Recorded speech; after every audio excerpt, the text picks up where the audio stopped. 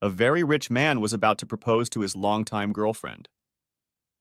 He checked her phone's location app and saw that she was now on the shore of a lake. He took this as a sign, deciding it was the perfect romantic spot, and drove to her place. When he arrived, he found that not only was she not alone, but she was fervently making out with his best friend. Wanting to never see her or them again, he dropped the ostentatious custom-made engagement ring and stomped it into the beach sand under his shoe. It didn't take long before he was out of both of their lives forever. I was born and raised in a working-class family. My parents both worked long hours at a variety of jobs to support me and my sister.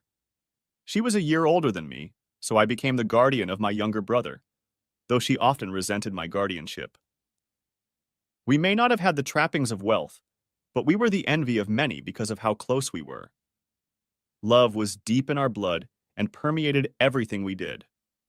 We were as friendly as four people can be and attended church regularly. My sister, Anita, and I had our differences, but we had each other's backs if trouble happened to either of us. Anita went to our state college, but dropped out after a year to marry Darren Efland, the man of her dreams. From then on, all she wanted to do was love him and bear him children. Darren got a college degree and got a decent job in marketing that pays good money. He's also a volunteer firefighter. He and I get along pretty well. Since Anita had not yet completely emptied the coffers of the college our parents had scraped together money for, I was given the same opportunity at our state college. I attended a full 4 years and earned a bachelor's degree in occupational therapy. Fortunately, I was in the right place at the right time and was hired by New Directions, Inc., where I worked with people to help them regain mobility or alternative functions to cope with daily life. I really enjoyed my job. Helping other people was instilled in me by my family life, and I was well rewarded for it. I dated my high school sweetheart, Chelsea Higgins, throughout college, and miraculously we stayed together until I became employed. We met at church as teenagers and were like two drops of water alike. When I first met her, she was a regular plain girl, painfully shy and introverted. Slowly, over time, I brought her out of her shell and supported her growing confidence. She went from an ugly duckling to the proverbial swan, elegant and classically beautiful in every way, inside and out. Everyone who met her instantly fell in love with her for her looks and generous nature, but her heart was tied to mine and mine alone. Not wanting anyone else to capture her attention, I married her, and we began our happy life together. After 8 happy years, we had 3 wonderful children, 2 girls and 1 boy. 6-year-old Amber and 3-year-old Rhonda looked just like their mother, and 4-year-old baby Neil was my best buddy. We men stuck together to counteract all the estrogen in the house. We had recently moved into a very nice $950,000 house in a friendly neighborhood with great schools. We were an American family. Next chapter. Paul Blaylock decided to grace us with his presence this morning, Rachel jokingly exclaimed. I'm not late. There's still 1 minute to 8 o'clock. By the clock, I'm on time. You're just jealous because it's so hard for me to leave Chelsea every morning, and all you have is your cat, I said jokingly. Hey, my cat has been more constant than any guy so far. No offense. Tabby misses me when I'm gone, Rachel quipped. Okay, I agree, but it's not the same and you know it. How's the day shaping up? I asked. Seems like a pretty steady schedule. Aside from the regular clients, we have 4 appointments this morning. But Paul, I'm still trying to figure out how you did it. Did what? What do you mean, did what? How could you be at a movie premiere in California yesterday and then come back here to good old North Carolina this morning? Did someone hire you to impersonate someone else? What happened, Paul? Spill it, asked Rachel demandingly. Impersonate someone? A Californian? Me? Rachel, I've never been to California in my life. What the hell are you talking about right now? Is today April Fool's Day or something? What are you up to? I'm not up to anything. It's you. I saw you on TV last night at the movie premiere. It was you. I'm willing to swear it on a stack of Bibles. Let me think about it. What was the name of that new movie? I think it was Virgil by Candlelight or some weird title like that. When you walked on the red carpet, my jaw almost dropped to the floor. They called you Pierre Dumont. But it was you, your voice and everything. You faked that weird French accent. It was hilarious. Rachel, you must be on drugs or something. That wasn't me. I've never been to California or movie premieres. And you're saying this guy looks a lot like me? No. I'm not saying he looks a lot like you. He is you, exactly the same, identical in every way. I'm not kidding, she insisted. Well, they say everyone has a doppelganger. Maybe this guy is mine. So you say he's an actor? It could be worse. He could be a pimp or a drug dealer. At least my doppelganger has class, I laughed. We better get to work. We'll have to check this guy out and make sure you're just pulling my leg, I added. I had a busy schedule that morning, and while sitting at lunch, I decided to look up this movie and this guy to see what kind of shenanigans Rachel was trying to pull. I'll admit, the resemblance was uncanny. He dressed very differently than I did, but it was almost like looking in a mirror. He had a little mustache that I lacked, but otherwise he was an exact replica. I looked at his stats. Same height, same build, same age, same eye and hair color. But the main difference was that he was from Europe and I was American. Later that evening at home, I showed Chelsea what I had found online, and she was fascinated by the resemblance. Paul, you just have to get in touch with this guy and see if there's any connection between them. I've never seen anything so close in the appearance of people from two different countries before, she suggested. No, it's just a coincidence, I'm sure. Every person has a doppelganger. Now I know who mine is. There's probably a Chelsea twin somewhere who would love to meet you. But you know what? What? She cooed. Even if there was another Chelsea somewhere, your exact twin, she might look like you, but there's no way she could replicate your awesome, loving personality. Girl, you are one of a kind, I said, kissing her enticingly. She added, let's take this into the bedroom, cowboy, and find out just how unique we both are. And so we did.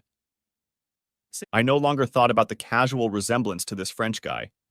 It was nothing more than a funny outburst for a day or two for a comical, casual conversation. Imagine my surprise when, 3 weeks after work, I came home to a very flustered Chelsea. Honey, you're not going to believe this. He wants to meet you, she declared. Who wants to meet me and why? Perplexed me. Pierre Dumont. It turns out he's as fascinated by your resemblance as we are, she enthused. What are you talking about, Chelsea? How did this guy even know I existed, much less want to meet me? It's me. I sent him a picture of you, you know, the one of you in the fancy suit at my cousin's wedding. I forwarded it to his secretary, and he's as interested in it as we are. He's coming here and wants to meet you Saturday at the Excelsior Hotel. Isn't that exciting? Exciting? It's been curious for a day or two, but I got over it long ago. Why did you send my picture without asking me first? Because it's stupid. You would have said no. Besides, it's not every day you get to meet a real actor. Even if nothing comes of it, don't you think it's an exciting opportunity? He's a big seller in Europe. He's very popular there in a TV series that's a big hit. What if he's a long-lost brother you didn't even know you had? Wouldn't that be something special? No, it wouldn't, and you're right. I wish you hadn't done it, I said. But why, Paul? What's wrong with it? She asked. You mean besides the fact that my parents separated me from my brother at birth? How do you think they would feel if I questioned my identity and looked for a family apart from them? I said hotly. Oh, I hadn't thought about that.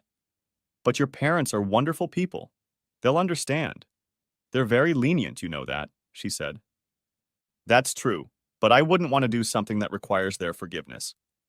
Let me talk to my parents first, and then I'll let you know if I'm interested in going out with this guy. Oh, but you have to. It's already arranged and everything. You must go, she begged.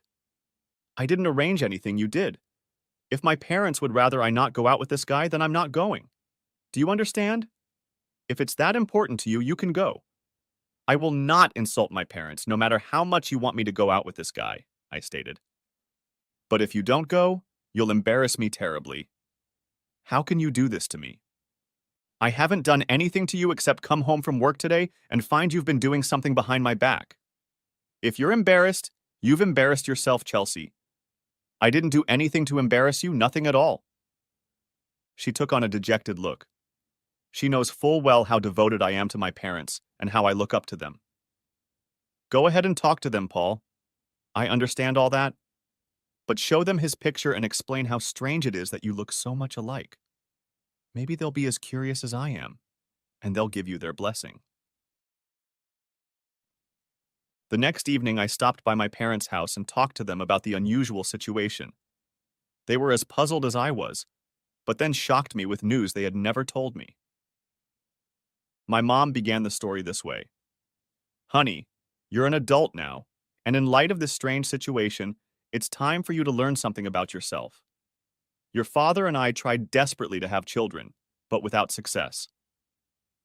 The doctors say there's nothing wrong with your father. It was me, some inner defect that prevented me from having children. We couldn't imagine life without babies, so we adopted a child. Your sister was a godsend, and we couldn't have been happier with her. But after a year, we were contacted by an adoption agency to see if we wanted to adopt a little boy. The only catch was that the adoption had to take place within 24 hours. Otherwise, the opportunity would go to someone else. We prayed and prayed about it and felt that God was fulfilling our desire for more than one child. All the papers were sealed. When we signed the papers and picked you up, we had no information about who your biological parents were or any other information about your background. The only condition we had to agree to was to name you Paul. Of course, your last name will be ours. We wanted to tell you this many times, but we doubted that you would feel that your biological parents didn't want you or any other negative consequences. We did everything we could to demonstrate our love and concern for you and Anita. We would have let you know right away if there were any serious health issues with you or our precious grandchildren, but you all seem so healthy and happy. Why would we want to disrupt that? So we thought we'd tell you in case you have any reason to question your origins. You are our son, Paul, and nothing will ever change that. But if this man, this Pierre, has anything to do with you, we can understand how you might want to find out. You have our blessing to investigate if you want to, Paul. Who knows where it might lead? If I had taken even half a breath, all the buttons on my shirt would have come off. I couldn't love and be more proud of two people than the special couple I felt. I tearfully hugged them and thanked them for giving me what no one else could have gotten half as good: a loving home. Chelsea was relieved, and I reluctantly agreed to meet with Pierre Dumont to see if there was more between us than met the eye. Arriving at the Excelsior Hotel, we called the room Chelsea had been given. A stout man came down from the elevator and met us in the lobby. He checked us through a metal detector, explaining that it was just a formality to protect his client. When he saw me, he was surprised, saying that if he hadn't known Pierre was upstairs, he could easily have mistaken me for him. When we entered the presidential suite of the hotel, the guard said, "Boss, you won't believe this." And we went in. When Pierre and I first saw each other, we were mesmerized and at a loss for words. All facial features were identical. Height and weight were within 2 kilograms. It was astounding. Pierre asked me to take off my left shoe and sock. I immediately understood why. We both had webbed toes between 2 identical toes on the same foot. We placed our palms against each other. Each toe was identical down to the smallest detail. We wrinkled our eyebrows the same way, and when we smiled, we had the same dimple. Chelsea couldn't help herself. Oh my God, it's true. But how? How can it be? Finally, I gathered enough composure to say, "Good evening, Mr. Dumont. My name is Paul Blaylock. I recently found out from my parents that I was adopted. What about you?" "The same," he replied. "As we speak, the legal eagles are digging into the past. I'm sure we both feel there's an inexplicable connection here, but still, I have to ask. Would you mind submitting a DNA sample so we can determine with certainty what we both think might be true?" Of course. I was just about to suggest the same thing. Seeing pictures is one thing, but being in the same room with you and seeing us together in person it's... I know, it's crazy, isn't it? Exclaimed Pierre. By the way, this is Helena Moreno, my girl Friday, who I can't live without. She is the one who answered to your wife and organized this meeting. When I looked over to greet Helena, my eyes nearly popped out of my forehead. She reminded me of one of those European mannequins that came off the pages of a fashion magazine. Though I tried to restrain myself, she felt my magnetic attraction, as if it was to be expected. She looked about 5 years younger than me, with a perfect body made for... I pulled myself together and greeted her. Nice to meet you, Miss Marino. She didn't say anything, but smiled politely and nodded as I shook her hand. And this is my dear bride, Chelsea. It's a pleasure to meet you, Chelsea, Pierre said in a thick French accent, taking and kissing her hand. My colleague is a very fortunate man, he charmed. I would like to invite you two to be my guests at the Excelsior restaurant. It's a 5-star review that I hope you will enjoy. Shall we? The waiter was generous in his service. I assumed that was the kind of treatment Pierre was used to. We were treated to polite conversation and speculation that we might be related. I agreed with Pierre that we should wait for the results of the DNA test before speculating further. Helena listened silently and attentively to our conversation, while Pierre and I asked and answered numerous questions about our habits, mannerisms, and behavior for comparison. We had more questions than answers that evening. Chelsea was excited at the prospect of our sibling bond and inundated Pierre with questions about his rise to fame and stardom. Pierre seemed pleased with her interest. He hoped she would soon be his sister-in-law and adored her. 3 days later, it was confirmed. Our DNA was identical, which only happens in 35% of identical twin cases. Chelsea was beyond thrilled when I got home from work that evening. It's official, honey. You and Pierre are identical in every way. You must have had the same biological parents. There's no doubt about that. You never had a brother before, and now you do.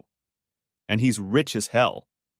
He's a big star in Europe, and he's just now trying to make it in Hollywood. Can you imagine? Our kids are going to have a rich uncle. Chelsea, I don't care how rich he is. It has nothing to do with the fact that we were separated at birth for some reason and never knew about each other until now. That's the question I'd like answered, not how much money Pierre has in the bank. Honey, he called today. He wants you by his side when he announces to the world that he recently discovered he has an identical twin brother. He said he's never been so excited in his life. Helena has booked first-class tickets to take us Saturday to California, where he will hold a press conference over the weekend. A limo will pick us up at the airport.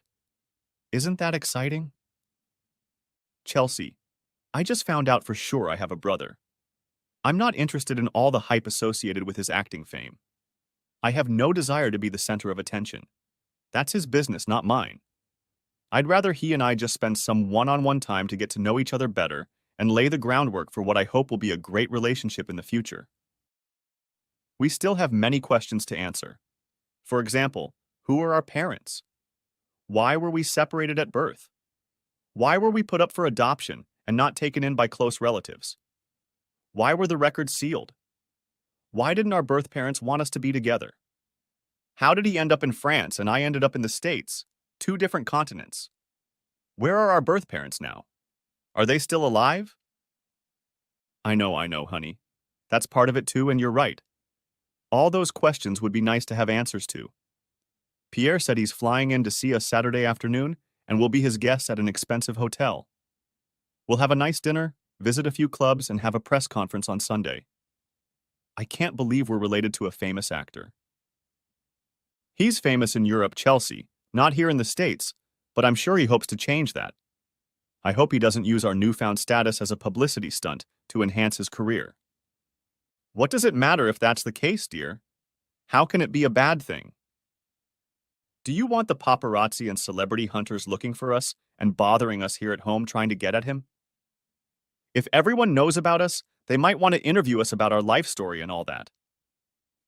Honestly, honey, I hadn't thought of that. Why are you being so stupid? Why can't we just be happy that something wonderful is happening in our lives? She protested. I just want to protect my family, especially my children.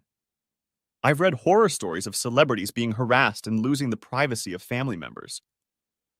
I hope it doesn't happen to us, and maybe it won't. I'm just trying to handle it responsibly. You're always thinking, Paul. Whatever you think is best, but can't I be a little excited about it? Is it such a sin? She pleaded. Of course it isn't, dear. I don't want to spoil your mood. It's just that I want to remain calm until we have a comfortable relationship with Pierre. For all I know, there's going to be a flurry of publicity now, and then we might not see him for another year. I hope you're wrong, she thought. I checked on the internet. They say his fortune is about 400 million euros. I don't know how that compares to dollars, but it's still a lot, she enthused. Some days the euro is higher than the dollar, and some days they're equal. But you're right. He is a multimillionaire. But that doesn't matter to me. He's my brother, and that's what will always be my focus, I said stoically. I've already made all the arrangements. The girls will spend this weekend with my parents, and your parents will take Niall. That way it won't be too taxing on them, she said. That's a good idea. We'll have to take care of bringing souvenirs for everyone, I remarked. I'd never seen Chelsea so excited since I'd met her. It was a whole new level of enthusiasm. The limo dropped us off at the posh hotel where Pierre was staying. It was an emotional reunion as he and I shared a long hug like confirmed identical twin brothers. He sobbed at how genuinely we had both recently learned of each other's existence. It was a life-changing moment for all of us. I want you to know, Paul, that my people have found nothing but dead ends regarding both of our adoptions. Not only were the documents sealed, but they must have been buried somewhere, he grinned. That means we'll have to dig deeper. I've heard from friends about a man who knows a lot about this sort of thing. He's not cheap, but the price doesn't matter to me. I've been told that if there are any answers to be found, this is the guy to find them. Are you still okay with him digging into our origins? He'll start on my side, but eventually he'll dig in your backyard too. I just want you to be ready. I've already shared with you what my parents know, which isn't much. I've talked to them, and they don't mind me finding out any truth that might be discovered. Nothing will diminish or jeopardize my love for them, and they both know it. That's fine, Paul. It's the same on my end. They don't have the answers either. It is indeed a mystery, Pierre admitted. Your room is right next door. Your things are already there and waiting for you. Why don't you two freshen up and get dressed for a night out on the town? My treat, of course. We'll blow minds when they see us both at the same time, he grinned. I'm well known in the clubs. Helena met us at the club. She was stunningly dressed. She reminded me of a younger version of actress Catherine Zeta-Jones. I wondered for a moment how she squeezed all her wealth into such a tight little red dress. The smiling, raven-haired beauty extended her hand to me, and Pierre escorted Chelsea to our table. He made Chelsea giggle and laugh most of the evening. To make him feel welcome in our family, Chelsea danced half the dances with him and half with me. She seemed enamored with him and acted like she had known him for years. I decided it was a matter of her familiarity with his appearance. I politely shared 2 dances with Helena, not wanting to hurt her feelings. Sure, I was attracted to her, like most men, but I'm a happily married man and made that clear. Helena socialized mostly with Pierre and pretended to be interested in talking to me at times when my brother and my wife were on the dance floor. But Helena seemed chatty, almost condescending, as if she treated me with contempt for some reason, and I didn't understand why. Perhaps her sense of superiority was confirming her confidence in how beautiful she was. I could tell that Chelsea was very attracted to this new glamorous lifestyle. I didn't want to spoil her mood and decided to let her have a night on the town. I, unlike my vivacious wife, was not the least bit interested in this glamorous scene. I had never seen her behave so blatantly before. As we stood outside our suite before parting for the night, I respectfully shook Helena's hand and thanked her for a wonderful evening. Pierre kissed Chelsea on both cheeks and lips before leaving. As we entered our room, Chelsea preempted me. Don't say that. I know what you're thinking. It's a French thing. That's what they do. They kiss everyone for any occasion, she explained. You may be right, but I find it odd that he didn't kiss Helena or me. I grinned. She didn't answer anything. Along with Pierre, Helena, and his bodyguard Gerald, we rode in a limo to the press conference. It was there that he made a big show of discovering me and our story of how we, long-lost brothers who were never meant to be together, had ended up here after all. I stood next to him on his left and Chelsea on his right. Helena stood immediately to my left. Gerald was everywhere. I felt uneasy from the start. Dozens of cameras were taking pictures of us at a rapid pace. I felt like I was under a microscope. Reporters started pelting me with questions, many of them personal. My brother did not advise me to be prepared to make any statements. After I left several questions unanswered, Pierre gently pushed me closer to the microphone so that everyone could clearly hear my answers. It was obvious to me that he was planning an ambush to boost his career. I stepped up to the microphone, cleared my throat, and simply said, "I'm sorry, but I'm not prepared to make any statements at this time. I'm sure Mr. Dumont will be happy to fill you in on the details." I quickly stepped back, nearly bumping into Helena in the process. It looked like they were trying to keep me in front. Perhaps they thought that by being the center of attention, I would love it and get hooked. If that was their plan, they were wrong. Chelsea looked annoyed at my inaction. Pierre quickly grabbed my hand, bringing both of our hands up, presenting a united front in front of the entertainment reporters, and stepped forward to fill the void. He also asked Chelsea to talk about how she brought us together. She seemed like she was born to do that and cut loose for the reporters who couldn't stop clicking their cameras. As Pierre and Chelsea played to the crowd, Helena whispered in my ear asking what was wrong. I simply replied, "My name is Paul Blaylock, not Pierre Dumont. We may look alike, but our personalities are very different. This circus is not to my liking if you haven't already guessed." Helena looked shocked. "What? You're giving up your 15 minutes of fame?" she asked in bewilderment. "It's his racket," I suggested. "Not mine." Helena's face took on a new expression, as if she was trying to figure out if I was sincere or not. "Everyone I know craves that kind of attention. How are you different?" "I grew up in a loving family that taught me to be confident in who and what I am. I don't need the glitz and glamour that many others crave. I like things to be uncomplicated," I added. Gerald finally pulled us away from the noise after Pierre's show was over. "What's wrong, Paul?" he asked. "You fell behind me. Why did you stay away?" "Pierre, I did what you asked.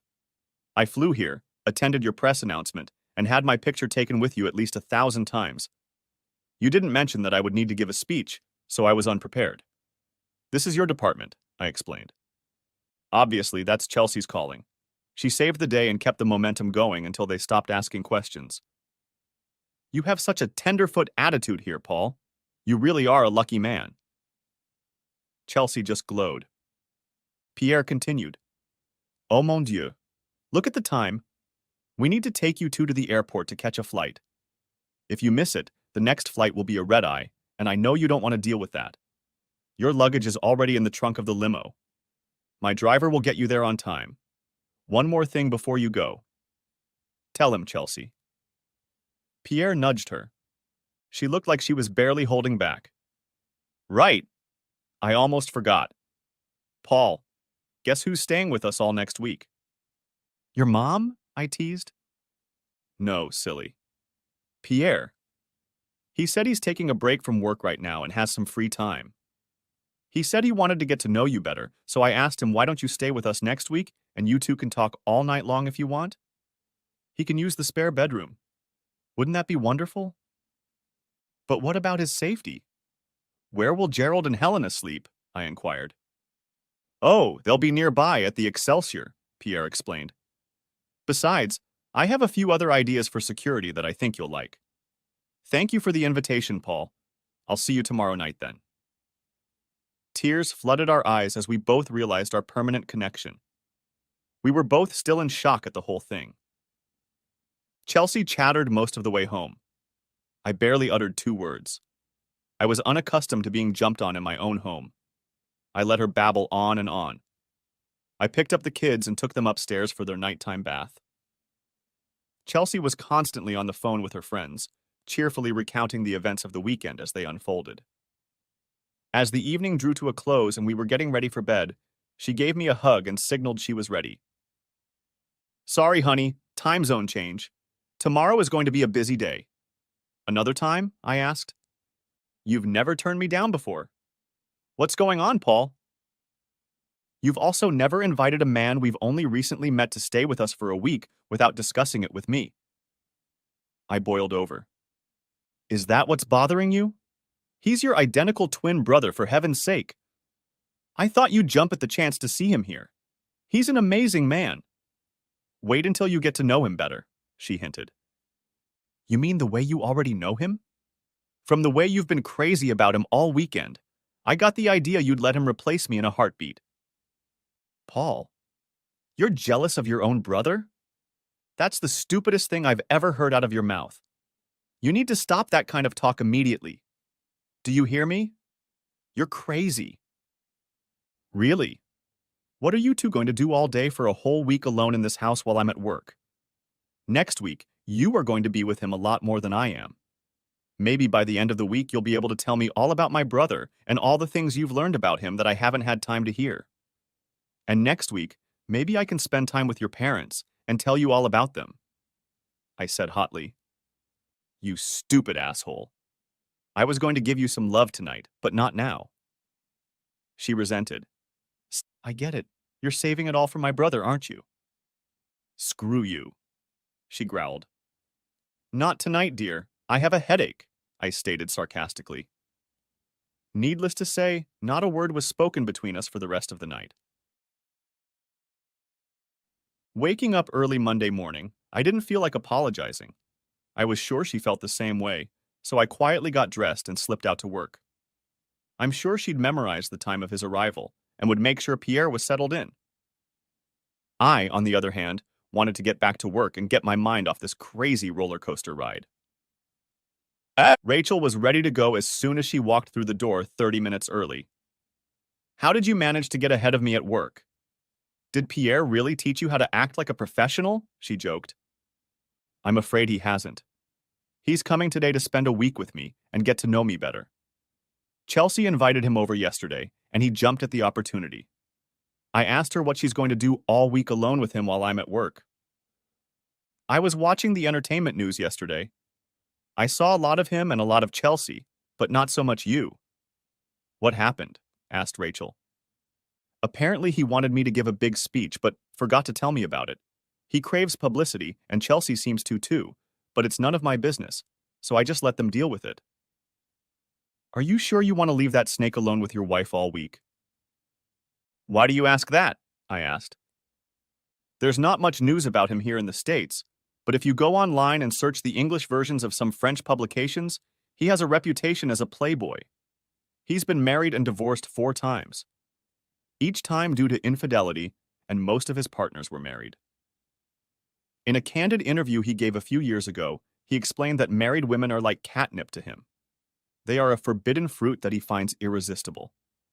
According to him, he can never be faithful to one woman and often juggles several relationships at the same time just to test himself. He's the exact opposite of you, Paul. Rachel warned. Thank you for the warning. I'd hate to think he'd go after his own sister-in-law, but he's not the first to do that, is he? I wouldn't cross him. I'll talk to Chelsea tonight and make sure she knows about his perfidy, I replied. Working with people in occupational therapy was therapeutic for me. It kept my mind occupied and I didn't dwell on unpleasant thoughts. I had mixed feelings about my new brother. Although some of the thoughts were disturbing, I was still searching for answers about who we were and how we ended up in different circumstances. I hoped that his men would be able to find out something concrete. I put my feet up and arrived home half an hour later than usual. I was surprised to see 3 truckloads of security guards outside my driveway and parked on the street. Something unplanned was going on. Upon entering the house, I found Pierre in the living room explaining to Roland, the foreman, exactly what he wanted to install. Seeing me, Chelsea walked over. A little late tonight, aren't you? She asked. She asked.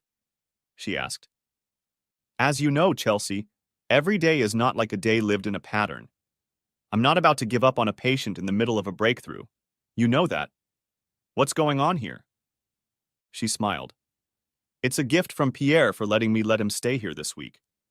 I tried to get him to call you first and discuss it with you before doing anything, but he insisted. I see. So he asked you, as my wife, not to call me and let me know what was going on in my own home? She looked down at her feet. I thought you would be pleased. Pierre has had his men install a new state-of-the-art security system throughout the house. That way, whenever he's here, we'll be immediately alerted to the presence of any lurkers, admirers, or anyone else undesirable. And when he's not here, we can rest assured that the kids are safe and sound. Parents can never be too secure these days, Paul. And how much is all this going to cost us? I inquired. I already told you it's a gift. It won't cost us anything, she added. Maybe not monetarily, Chelsea, but it's already costing me the world in my own home. I would never have agreed to have this system installed without a lot of talking. I believe my name is on the title deed, isn't it? Shouldn't I have a say in any home improvements we decide to make? I'm disappointed in you, Chelsea. Pierre is strong enough to handle him on his own. And now I have to fight you too? I thought we were a team, I said in annoyance. What part of the word gift don't you understand, Paul? When someone gives you a gift, you say thank you and accept it with a smile, whether you like it or not. He is trying his best to do something nice for his new brother. Why do you want to take that joy away from him? Why don't you ask him if he wouldn't mind if I took a shower in my own home? After all, I'd hate to disappoint our guest. Did he bring sacred water for me? I spat. Go take your own damn shower, she bellowed. Dinner will be ready when you get back downstairs. I left her to tend to the kitchen and Pierre to his project management, and I climbed the stairs and took a long cleansing shower myself, searching for my best mental strength. After a few deep breathing exercises, I walked down the stairs with a smile on my face. After hugging and chatting with the kids, I took my seat at the side of the table. I usually sit at the head of the table. I thought Pierre could sit at the head of the table as our special guest. Is that okay with you, sweetie? Asked Chelsea in front of me in front of my family. Of course, I replied curtly. My brother will be welcome at our table. I didn't look up, but peripherally noticed Pierre and Chelsea smiled when I said that.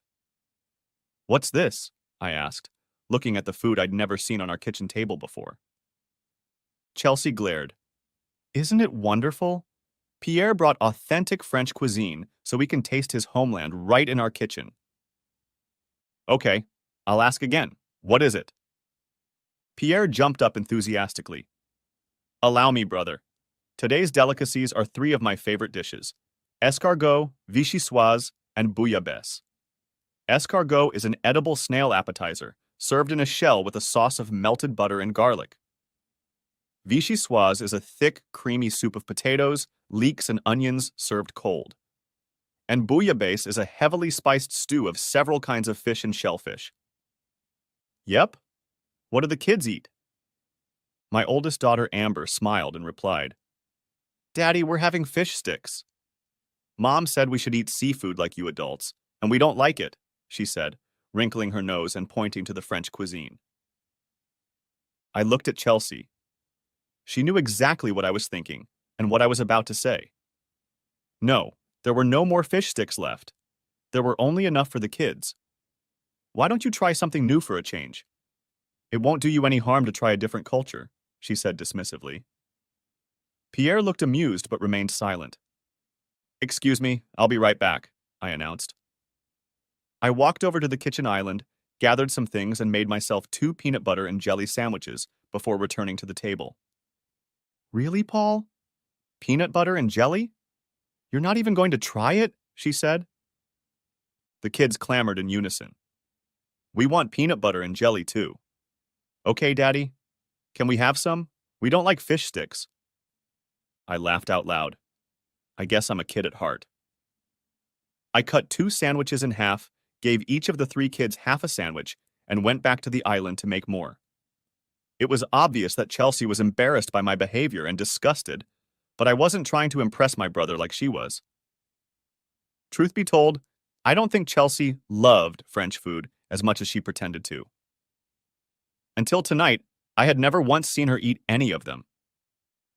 Just as the kids and I were licking the excess jello off our fingers, the doorbell rang. Helena brought some papers for Pierre to sign and handed over a manila envelope. An Excelsior limo took her to the hotel for the night.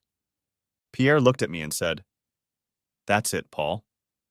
Here is everything there is to know about our origins, about where you and I came from. Are you ready?" I nodded. "Go ahead, Pierre. Whatever is in that envelope is more than we know now." "Paul, Helena said my guys have figured out everything there is to figure out. If there are unanswered questions after this, they will remain unanswered unless some miracle happens. So let's get started." He quickly looked over and reread the papers before he began to read aloud. "According to this report, our parents were very wealthy. Their names have been permanently expunged from all available records, so we may never know their identities. The records themselves were minimal and sketchy. My investigator found a young secretary who typed up the papers allowing us to be legally adopted. She was young at the time. She has since retired, but remembered our story well from working with the attorney." He continued. "She said our mother, whose only name she remembered was Pauline, no last name, had given birth to twins. Her very wealthy husband, whose name she didn't give or remember, accidentally discovered that his blood type was incompatible with ours. The doctors informed him that he could not be our biological father. In those days, there were no DNA tests yet. Of course, he realized that his wife, Pauline, was unfaithful. She steadfastly refused to give our biological father's name because she knew her wealthy husband would destroy him in every way possible. In retaliation, her husband arranged for us to be separated and sent for adoption to different countries on different continents. She was never given any information about where we were or any other information about us. The only comfort he allowed her was to give us our names. You, Paul, were born at 7:45 p.m., and I, Pierre, was born 3 minutes later, at 7:48. You're my big brother." Pierre broke down and sobbed on my shoulder. He was inconsolable. We were the product of infidelity. Our mother's name is Pauline, but that is all we will ever know of her. We will never know who our biological father is. She didn't give up on him, even after losing both of us. She must have really loved the guy, whoever he was. Something about recognizing even that part of our history drew Pierre and I to each other and brought us together the way real brothers do. Pierre and I talked into the night. He apologized for installing the security system without my permission. He said it was a really great system and would protect the family and even himself when he was here, alerting us to paparazzi or celebrity stalkers. He said it would be insulting to ask him about the price. Money doesn't matter to the family, and I am his only blood relative. He said the installation should be completed tomorrow, and then we can get to work. I thanked him, trying not to show my annoyance. Chelsea retired to our bedroom, realizing that we needed to be together. It felt good. As I lay in bed, I touched her shoulder to talk to her. "Honey, are you awake? We need to talk for a minute, and then you can go back to sleep." She furrowed her brow, and without opening her eyes, replied, "What do you want? It's already too late. I'm almost asleep already." "I'm sorry, honey, but this is important. Rachel at work has informed me of a few things she's learned about Pierre that I think are important for you to know." "Like what?" she asked sleepily. "After finding out about my connection to him, she did some in-depth research on the internet. He's been divorced 4 times because of his wives cheating. He said in interviews that he's addicted to seducing married women, that he can never be faithful to one woman and juggles several women at once for pleasure. He's a Lothario, darling. You need to watch out for him. He may be so good at it that you won't notice until it's too late." "Is that what you're bothering me about? For heaven's sake, he's your twin brother, and I'm his sister-in-law. Can't you put aside your petty jealousy? Sure, he's rich beyond belief, but that's no reason to disparage your own brother. He was a perfect gentleman. Maybe you should take some lessons in that regard. Now get that silly nonsense out of your head and let's go to sleep before you wake the children with your irrational nonsense. I was annoyed that she so readily brushed off my warning and rolled over onto her back. Perhaps I had overreacted to the rumors that had reached me from Rachel. Come to think of it, she never told me that Pierre had been caught sleeping with any of his relatives, so I decided to leave it at that. When I got home from work Tuesday night, Chelsea told me what had happened during the day. Pierre had gone grocery shopping with her, something he hadn't done in decades. He was tickled that everyone mistook him for me and treated him as such. Being the consummate actor, he used his American accent and fooled everyone. She said she was amazed at how creepy it was to see and hear him as me. He liked the anonymity my role gave him. Kids liked having two identical dads, one at work, one at home. My stomach rumbled again. It turned out, however, that the security system was not yet complete. I was told it was almost complete. There was one part left, which had been ordered and might not arrive until next week at the earliest. The project manager, Roland, promised to bring the part himself as soon as it arrived. Pierre was upset that the system was not complete, but that's life. He had Gerald pay for a babysitter and took us to the Excelsior Hotel for dinner. At least there I had choices other than snails. There is a dance club on the lower level. It's pretty popular, but we've never tried going there yet. Chelsea danced the first two dances with me. The rest were with my brother. Since he was our guest this week, she did her part. Helena also dined with us and sincerely offered to let me dance with her, but I graciously declined. While Pierre and Chelsea were on the dance floor, I decided to have a little chat with Helena. "So, Miss Marino," she interrupted me. "Helena, please. Miss Marino is my mom," she giggled. "Thank you, Helena. I didn't mean to sound presumptuous. What is your background, if I may ask? Marino is Spanish, is she not?" "How perceptive. Yes, she is. I was born in Spain.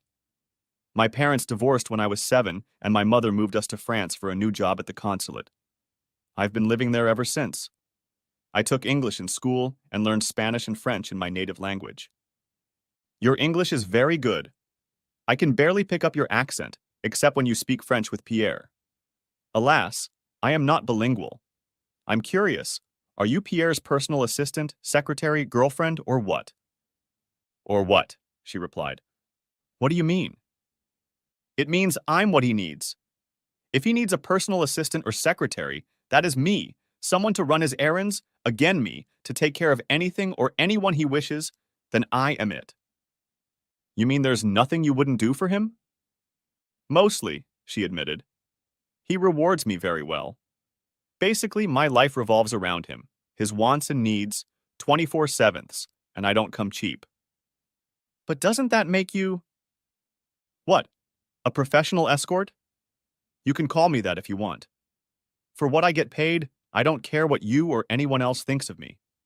Someday I'll retire and live in luxury the way I'm used to." "I appreciate your candor. I am not judging you, Helena. On the contrary, I find you mysteriously charming." She grinned at my remark. "I've never been called that before." "Only special people are called that," I joked.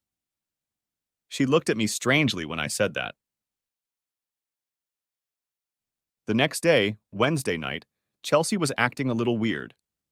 She wouldn't look me straight in the eye, but she had made my favorite dish and waited on me hand and foot. I thought it was weird at the time, and I thought I caught Pierre winking at her, thinking I hadn't noticed, but she didn't acknowledge it. He was acting like a cat that had eaten a canary. I wondered if the tension meant something else was going to happen that I might not appreciate. Pierre was very friendly with me. There was an aura of something exciting coming from him, but he was keeping it a secret for now. He shared his childhood memories with me to help me get to know him better. His wealthy grandmother on his adoptive father's side had left him a trust of €1.5 million. He received a first-class acting education at the best universities in Europe, and his wealth began to grow like a snowball when he landed a spot on a very popular sitcom in France. He even talked about the possibility of us doing TV or movies together. I pretended to be interested, but it wasn't really like that at all. He seemed genuinely happy to have a twin and said that we were getting closer and closer every day, and he wanted to keep it that way. He urged me to consider moving my family to France to be closer to him, saying he would cover all the moving expenses. He said my education and professional skills would easily transfer there. I thanked him for his generous offer and politely told him that I would think about it, but that there was no way in hell I was going to take that step. When I got into bed with Chelsea that night, she gave off every indication of not wanting to lie with me. "What's wrong? What's wrong with you tonight, Chelsea?" "It's okay, Paul. Please don't push me. I'm trying to be a good girl and not blab." "Are you telling me you have a secret from me? From your husband?" "Let me guess. It's Pierre's secret you're keeping from me, right?" I swore I wouldn't say a word, but yes. I'm helping Pierre make a wonderful surprise for you tomorrow. Please don't ask any more questions. I'm about to burst. "You'll love it. You'll see," she said animatedly. So that was why she was so confused tonight. Why had Pierre gone to all this trouble? First, the very expensive security system, and now what else? Chelsea is beyond excited about what's going to happen tomorrow. What a disappointment. She said she'd make it up to me. I have a feeling I'm going to be unhappy with my surprise tomorrow. Thursday morning, I hugged and kissed my kids as usual before heading to work. Thursday at work, I felt a sense of relief at the normalcy and reward. It seemed that the people I had helped deal with life's tragedies physically were giving me so much more for my efforts. I couldn't imagine a more fulfilling profession. I knew I would never move to France, but I tried to think of a softer way to let my brother go. The day flew by quickly. I was almost afraid to leave my sanctuary for the tumultuous chaos that awaited me at home. I decided to face everything that awaited me. When I arrived home, I saw a gorgeous blue sports car parked on the street in front of my house. I wondered if it belonged to any of Pierre's friends or co-workers who had come to visit. If another celebrity showed up at our house, Chelsea would be bouncing off the walls. Her head would get so big that she would have trouble getting through doorways. Should a visiting celebrity be my surprise? I hoped not. Things were chaotic enough as it was. I parked the car in the garage, and the kids ran to greet me when I entered the house. Let just them keep me from getting lost and focused. Their hugs on my neck and kisses are irreplaceable. They are the joy of my life. I strained to see who or what would be my surprise of the day. When I entered the den, my jaw nearly dropped to the floor. Chelsea was dressed in an elegant black dress that fit her perfectly. "What do you think, honey?" she asked enthusiastically. "That dress looks expensive. Where did it come from?" I innocently inquired. "It came from Paris," Pierre interjected. "It's made of the finest French silk chiffon. I had it custom made to her measurements. Doesn't she bring it to life?" "Gorgeous." "As I said, you have a beautiful wife, mon frère," he repeated. "She's been so good to me. It's just a small token of my appreciation," said Pierre, who was also dressed in a several $1,000 tuxedo. "I see. What's going on? And whose car is that parked outside? Do we have another visitor?" I asked. "Oh no, honey. It's just the three of us here. The babysitter will be here in a few minutes. Pierre insists that we celebrate again tonight. That's why we're dressed up like this," she informed me. "Yes," Pierre put in. "I took the liberty of ordering a new tuxedo for you, one just like mine, according to the measurements your lovely wife provided. It's lying on your bed." "Yes, dear. It's waiting for you right there." "Why don't you put it on and we'll go celebrate?" advised Chelsea. I smiled weakly. "And what exactly are we going to celebrate?" "Wonderful news," she exclaimed. "But Pierre will tell you after you get dressed."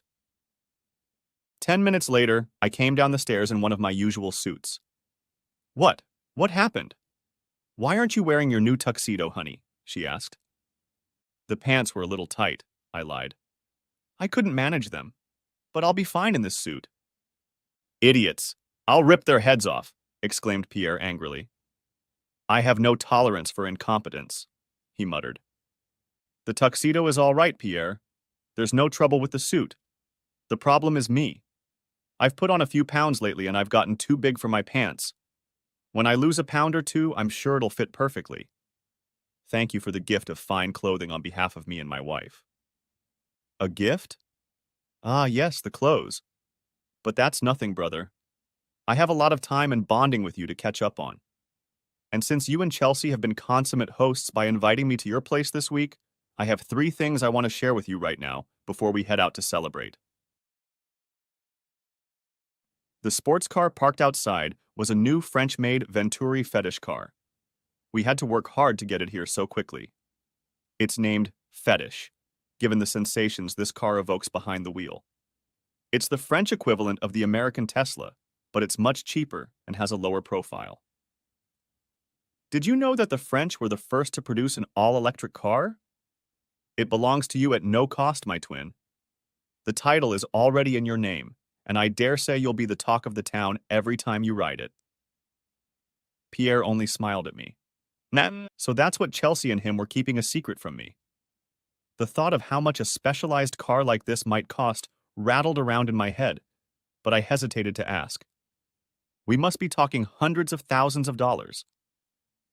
I don't know what to say, Pierre, but I'm afraid it's too much. I cannot accept such an expensive gift, I pleaded. That's all right. It's already done, Paul. It is the least I can do for a man I have loved so deeply in a very short time. You are the one thing I never knew I always wanted. Now that you are in my life, I want nothing to ever separate us again. I want us to spend a lot of time together from now on. However, there is something else I would like to bring to your attention. Pierre held out a manila envelope to me. What is it? I asked. Open it and take a look, honey, Chelsea asked excitedly. I pulled out a stack of papers with my signature on each page. I remembered those papers well. I had recently signed these papers 6 weeks ago when I bought the house. Since that day, I had only made the first payment on the house.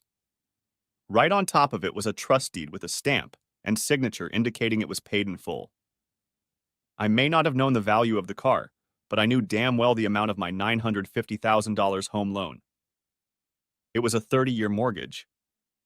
I suddenly felt slightly dizzy after realizing what I was looking at. But what? How? I mean, stammered I before Pierre interrupted me. I wanted to do something special for my twin brother to show you how much of an impact being in your life has had on me.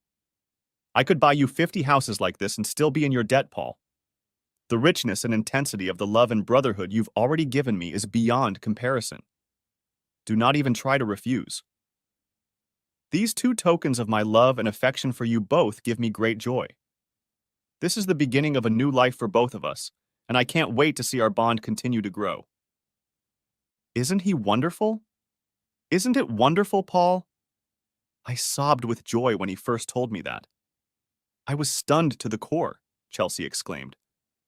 It was all I could do to keep my word to Pierre and not say anything to you until he sorted things out. Now I'm shaking again at the generosity he's shown us. When I looked at my twin, we both had tears in our eyes. They were tears of joy, love, and admiration. This is so unexpected, Pierre. I can't find the words for it. I say again that it is too much, but I don't want to deprive you of the joy that is so prevalent on your face. I've felt that kind of joy with many of my patients. I am immensely grateful to you, Pierre. You do honor Chelsea and me, and we can't thank you enough.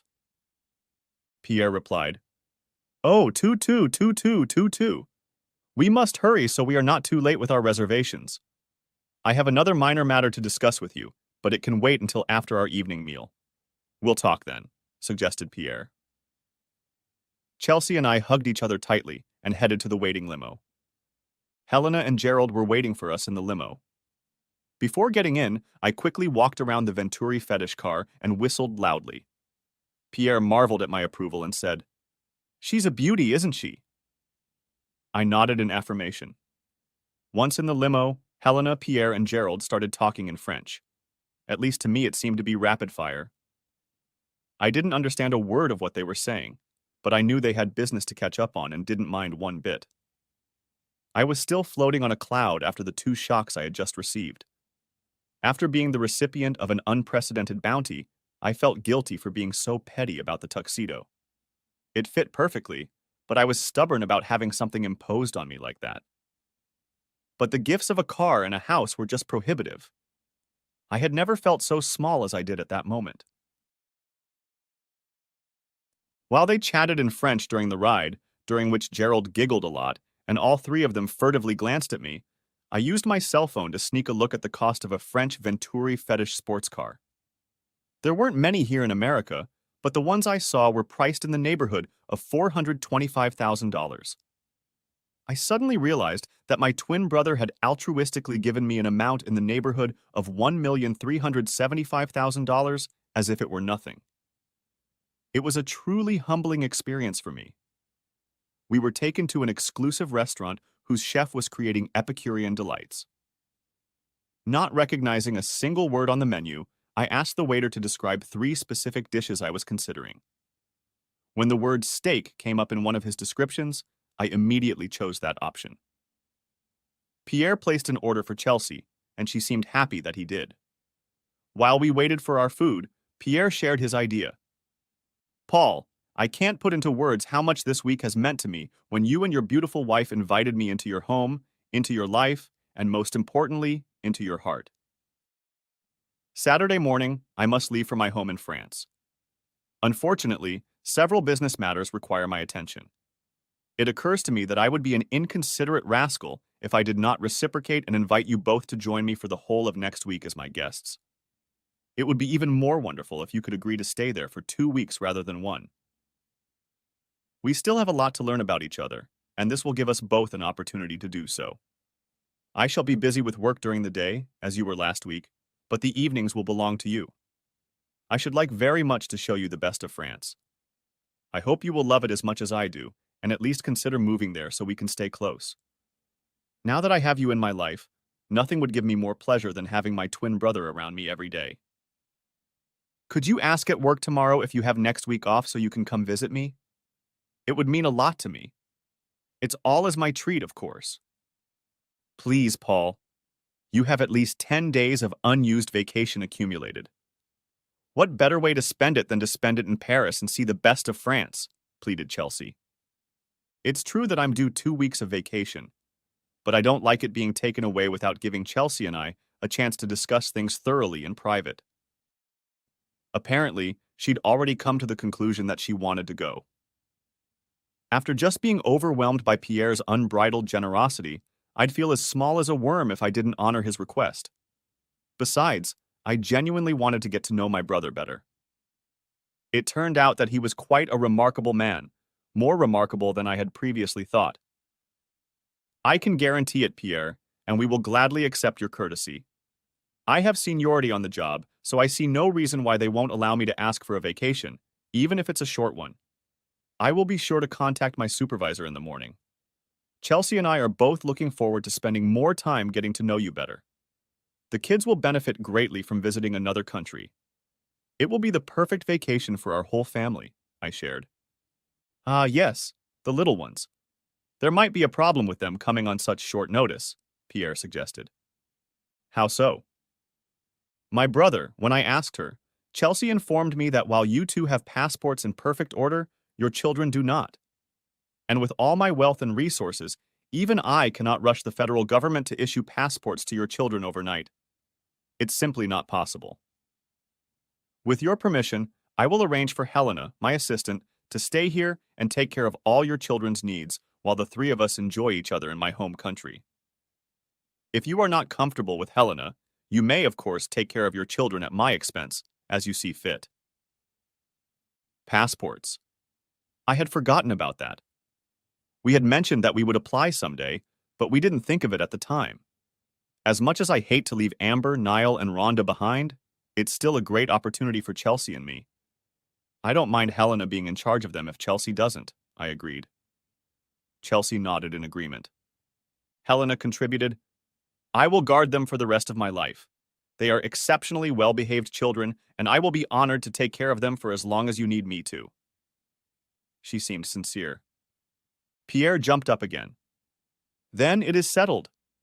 I'll have Helena arrange our morning flight as soon as we get positive news from you, Paul. I can't remember when else I've been so excited. Thank you, brother, Pierre said. Chelsea grinned from ear to ear. If it was possible, She looked as excited as I was. Next chapter. Greg Dixon is the managing partner of New Directions, Inc., and is also among my many friends. When asked, he didn't hesitate to let me take a vacation and wished me well. He said he had read in the news about our twin situation and was very happy for me. I immediately called Chelsea with the good news. Helena was already with them and was getting ready to book the plane tickets and make all the other arrangements. Chelsea excitedly promised that we would both be ready to fly out in the morning. I was careful to ensure a smooth transition for my patients while I was out of the country. Imagine my surprise when Greg called me into his office at 4:45 in the afternoon, 15 minutes before my 5 o'clock flight. "Paul, I'm sorry, I really am, but I'm afraid I have no other choice. Carl Reed and Francine Walsh are on FMLA leave. As you know, the Family Medical Leave Act requires that we honor all such requests. They will both be off work on Monday. This will result in a major layoff. I'm sorry, Paul, but I have to cancel your vacation for Monday. There's no way I can do without you 3 key staff without compromising patient care. They swear they'll both be back on Tuesday, so you'll be able to take your vacation after Monday. To make it up to you, I'll even approve your vacation for a full 10 working days, so you can take 2 weeks off starting Tuesday. I hope you can live with that." But they've already bought the plane tickets and everything. We're ready to leave for France first thing in the morning. What do I tell them, Greg? Just tell them it's an accident that can't be helped. Look, I'm as dumbfounded by this as you are. I didn't realize any of them had been approved for an FMLA request, but when I checked, it turned out to be legit. I don't know what else to say, Paul. What if I don't show up on Monday? What then? Please don't even think about something like that, Paul. You're the best therapist we have. I'd hate like hell to lose you over something like this. We'll see what we can come up with, but I expect you here on Monday. After that, you can disappear for 2 weeks and you won't hear a word from me. Okay, dude? I was disgruntled as I drove home, hoping that my and Chelsea's tickets for Tuesday could be changed without too much trouble. The only upside to this development was that I could stay for 2 weeks straight. "This is terrible news, honey," Chelsea lamented. "How could they do this to you after all these years? I mean, you're the best man they have." Pierre, Helena, and Chelsea listened with interest as I explained the unusual circumstances. On the way home, I was wondering if I could move the cost of the airfare for Chelsea and me to Tuesday instead of tomorrow. I'll have a whole 2 weeks after Monday, but you and Gerald could fly out tomorrow in time to take care of business. We'll just catch up with you on Tuesday. Will that work? Chelsea looked down at the floor as if I'd given her puppy away. After all, this was the most exciting thing that had happened to her in years, and I was creating complications. "But honey, I've already packed everything for tomorrow," she protested. "Would it be too much if I flew to France with Pierre tomorrow to get an early start on our vacation? Helena will be with you all weekend to help with the kids, so you won't be alone. And on Tuesday morning, you can fly out and join your brother and me on this adventure of a lifetime." Pierre nodded in agreement with her suggestion, but prudently remained silent. I didn't want to disappoint her in case I insisted on doing my own thing, and Pierre agreed with whatever decision I made. Helena looked at me with a sly smile as Chelsea made her suggestion. I thought for a moment before saying, "Sure, why not? Besides, it would give me a couple days to try out my new wheels. I can't wait to try and stay alive in this beast." I grinned. Chelsea replied, "Of course, honey. You're going to do it. Isn't it all so exciting? Since your stuff is already packed and mixed with mine, how about I pick up all of our stuff tomorrow when we leave? Then you can leave Tuesday morning, free as a bird, and we'll meet you at the airport. Right, Pierre?" "Of course," Pierre agreed. "I'm sad that you won't be able to fly out with us in the morning, Paul, but I'm glad you'll have a whole 2 weeks to spend with me at my house. Play with your new toy this weekend. A mixed blessing, isn't it?" Early Saturday morning, my 3 kids, Helena and I, saw Chelsea, Pierre, and Gerald off at the airport. The kids were unhappy that they wouldn't be able to go to France this time, but I promised that I would soon make them all passports for next time. That seemed to reassure them. I told Helena not to worry about babysitting until Monday morning. Since I would be home, I would take care of their needs in Chelsea's absence over the weekend. She seemed very disappointed that she wasn't needed and tried her best to change my mind. For some reason, she became very assertive. I stubbornly refused her kind gesture, and eventually she nodded and went back to her hotel. I wondered if she was losing money because I wouldn't let her help until Monday. Perhaps Pierre had engaged her for that purpose. It wasn't a burden for me to do the occasional single dad duty, so the four of us fell into a familiar routine.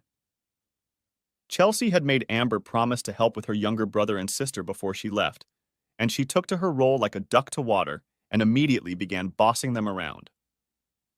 I was questioning whether to send Helena when it occurred to me that I wouldn't be able to play with my new Vision Fetish sports car. It wasn't suitable for family trips, so I took my regular car, a green Chevy Tahoe, out of the garage and put the blue Vision Fetish in its place to protect it from the weather and prying eyes. I went back to the room where my three angels were watching their new favorite cartoon. It changes every week. Saturday afternoon, after feeding the kids lunch, I rang the doorbell. "Hello, sir. Are you Mr. Dumont or Mr. Blaylock? Frankly, I don't see the difference." "Paul Blaylock." "Mr. Blaylock, I'm Roland from the security company that installed your new system earlier this week. May I come in?" "Sure." I opened the door for him to come in. "I thought you weren't coming back until next week. Something about a missing part, I assume." "Yes, sir, that's right. The key component arrived earlier than expected, so here I am. You know how it is. Always under-promising and over-delivering to keep the customers happy. If I have a few minutes on the computer in your office where we integrated the system, I'll get you up and running quickly." And I followed him to my home office where he immediately got to work on my system.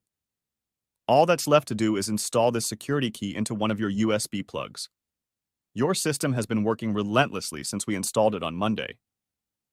The last aspect was accessing the DVR files. This security key allows you to access our secure cloud servers.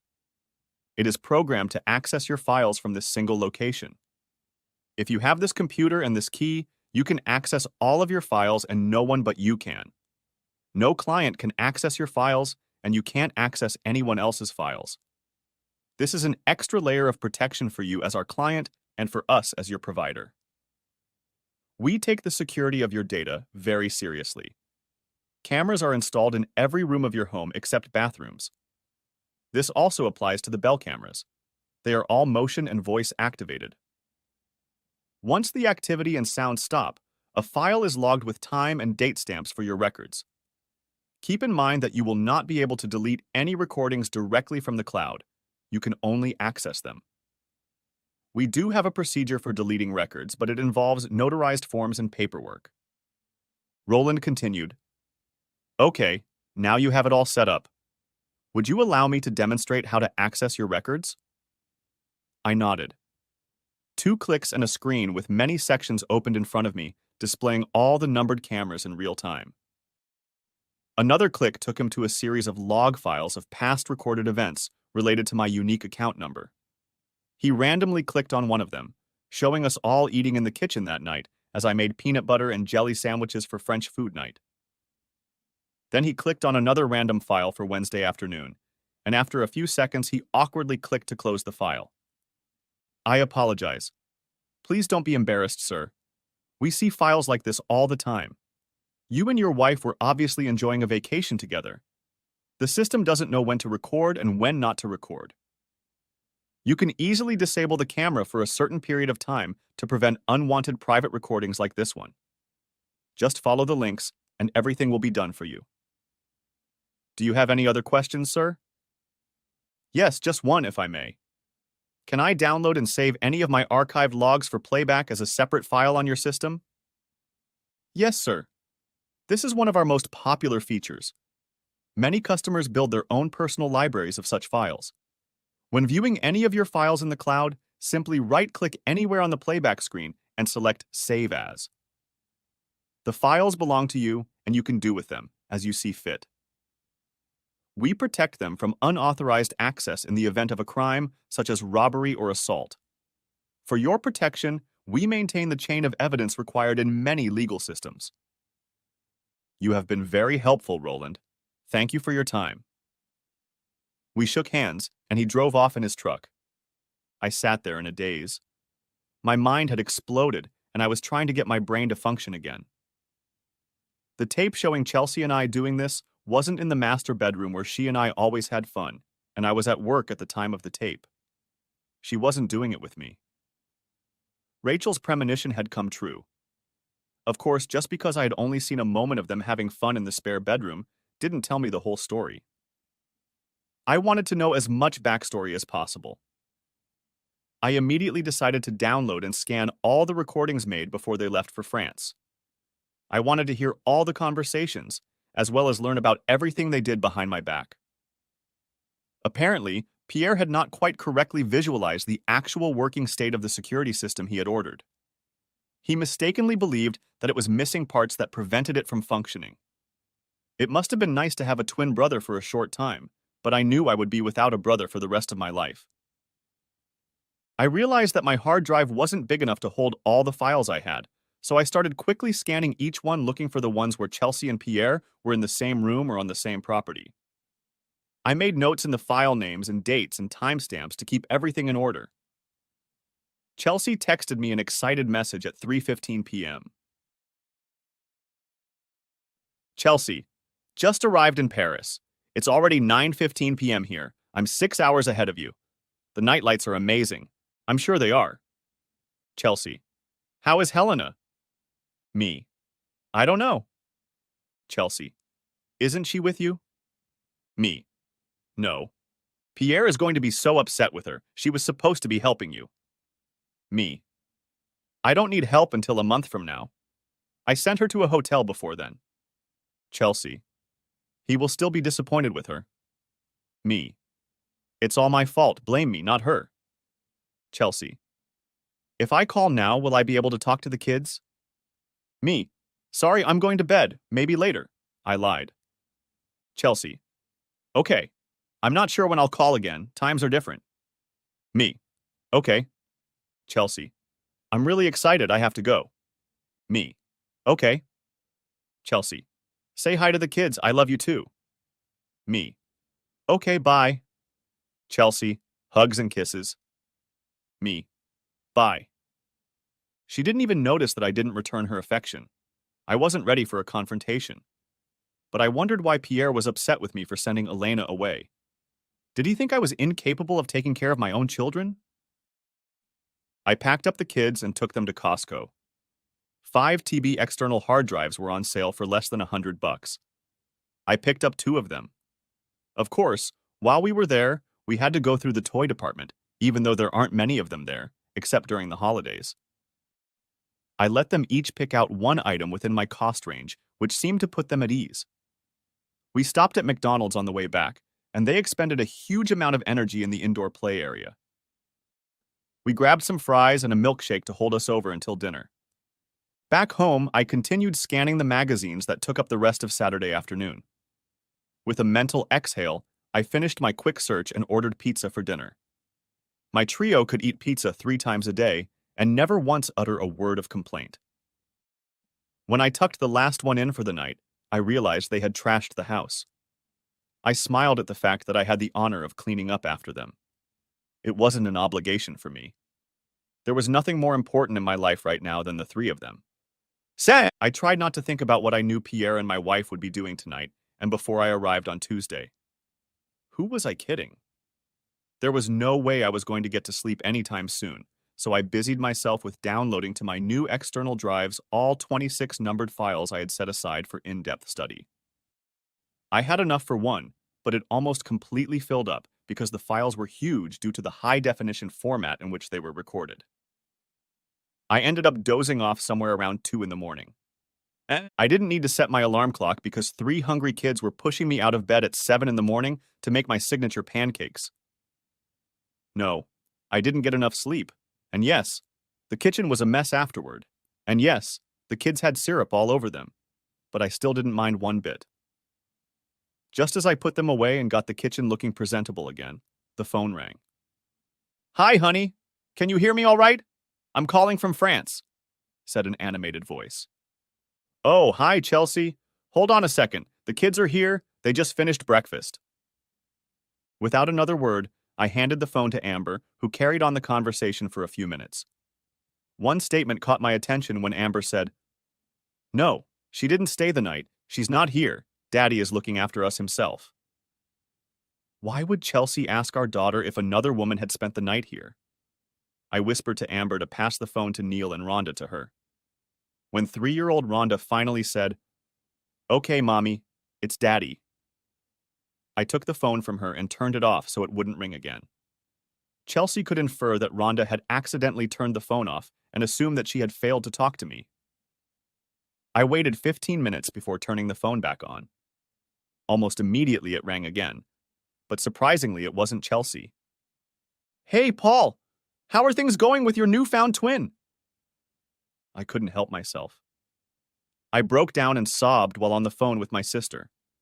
We may not be blood relatives, but our love and bond far surpassed anything I had ever felt for Pierre. "Anita, thank God you called. I'm about to go crazy trying to get to the bottom of this." "Get to the bottom of what, Paul? What's going on? Did Chelsea's plane not make it safely to France yesterday?" "Yes, it made it. But that's not the problem. Chelsea is cheating on me with Pierre, and it's killing me inside." "Cheating? Chelsea? I can't believe it. Are you sure?" 100%. I have to watch a bunch of videos to see and hear what was going on behind my back to get a clearer picture. But Amber, Neil, and Rhonda come first, while Chelsea is in France and I'm here with them. Anita interrupted me. "I'm really sorry about that. Shit, the cheating. Don't say any more, Paul. I get it. Darren and I were planning on taking our two of us to the water park today, and I called to see if you wanted to join us. How about you swing by in about 30 minutes and we'll pick them up from you for the day?" "I can't do that to you, Anita. 5 kids at the same time? Are you kidding me?" "No need to worry, little brother," she grinned. "Mom and Dad will be there to help. They love nothing more than to spoil all 5 grandchildren at once. We'll have them back by 8 o'clock at night, fed and totally tired. How's that sound?" "Sounds like a lifesaver to me, sis.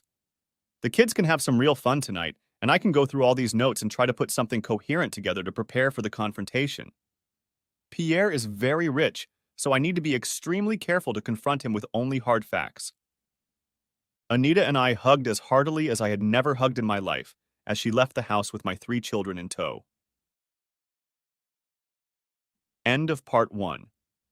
Part the 2nd of May be coming out in 10 hours. Write in the comments if you're waiting for it. Also, give a like under this video and subscribe to my channel. I hope you enjoyed this video.